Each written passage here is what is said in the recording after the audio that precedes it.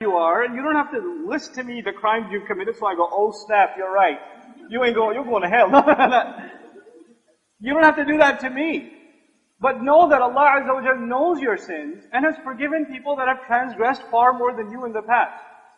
Not only that, people that Allah knew, Allah always knows what's going to happen in the future, yes? So Allah knew Fir'aun will die a kafir, yes?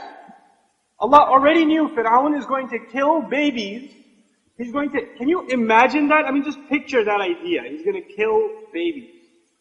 How evil does a person have to be? Not one, by the thousands, every other year. Not to mention the innocent people. This is his humanitarian crimes that even an atheist would say Fir'aun should die. Even a human rights activist would say Fir'aun should die. He should suffer 1,000 deaths. This is above and beyond what he says about himself, declaring himself God. Allah already knows what kind of evil person this is. It's hard to match that kind of evil. It's hard. We come pretty close in the Muslim world sometimes, but it's hard.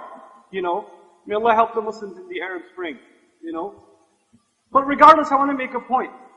When Allah Azza wa Jalla sent Musa alayhi salam to talk to Fir'aun, He says, لَعَلَّهُ يَزَّكَّى.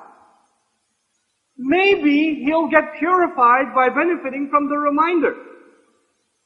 Allah puts hope in Musa alayhi salam when talking to Fir'aun, even though Allah already knows where he's going to end up. He already knows.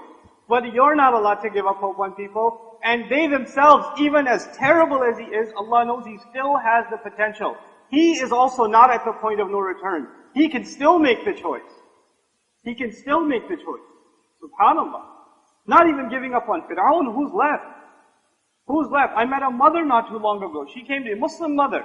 Very religious, very devout mother. And she has two sons. One of them very religious, the other one, let's just not describe it, right? So she comes to me at the end of a seminar on Surat Ar-Rahman, of all things. And she says, brother, I can't make dua for my other son. I can't do it. I've taken him out of my heart. He's no longer my son. He parties, he goes to clubs, he has a girlfriend or two, and he's on drugs, and he doesn't listen to me. He hasn't prayed in 2 or 3 years. My other son is a hafiz of Quran, and he's doing this and that. I don't have any hope in that other son. I've taken it out of my heart. And first thing, you know what I told her? MashaAllah, no. I said, how dare you? Lady, Allah made him your son. Allah created that connection. You are not in any position to cut a connection that Allah Himself made.